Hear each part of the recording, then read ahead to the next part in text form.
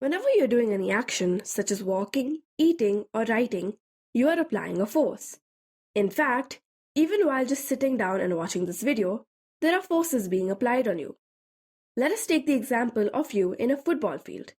There is a ball lying at rest. If you were to kick it, it would get moved from its original position and shift some distance. Why is it that it only moved when you kicked it? That is because you applied an external force. At any given moment, there are a number of forces being applied on you, such as weight and normal force.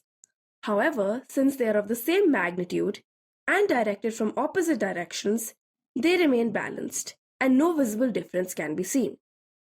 Such was the case with the ball.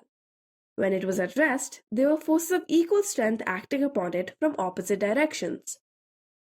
There was a balanced force and therefore it did not move. As you kicked it, an external force was applied. There was no other force from the other side to match it, and therefore it made the system unbalanced and caused it to move. If you wanted to calculate the total force acting upon an object, you would be trying to find the net force. Let us take the example of this box. We can see two forces acting upon it. They are of equal strength and are applied in opposite directions. Therefore, the box remains at rest. Force is measured in newtons, which is depicted as a capital N. If we are to calculate the net force acting upon this box, we simply add all the forces but give them opposite signs. If we say the force being applied from the left is 20 newtons, then you have to say that the force being applied from the right is negative 20 newtons because the direction is opposite. Therefore, when we calculate 20 newtons minus 20 newtons, we get a net force of 0 newtons. Let us try to solve the net force for this other box. Here we can see the force being exerted on either side is not equal. The force being applied from the right side is 40 newtons, while it is 20 newtons on the left side. Hence, we can say these are unbalanced forces. To calculate the net force, we take one value as positive and the other one as negative. So 20 newtons minus 40 newtons is equals to minus 20 newtons to the right. A force acting from the right side of the box will move it to the left. Therefore, our net force will be 20 newtons to the left. The resultant force here is not zero, so the box will move. Let us take one last example. Here we can see the force being exerted on the downwards and upwards on the box is equal.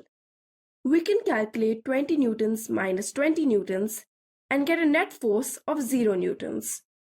However, the rightward and leftward forces are not equal. The force being applied from the right side is 50 newtons, while it is negative 30 newtons on the left side. Hence, we can say these are unbalanced forces. To calculate the net force, we take one value as positive and one as negative. So 50 newtons minus 30 newtons is equals to 20 newtons to the left. A force acting from the right side of the box will move it to the left. Therefore, our net force will be 20 newtons to the left. The resultant force here is not zero, so the box will move. To summarize, there is force being applied on us at all times. Since they are usually balanced, they do not have any movement.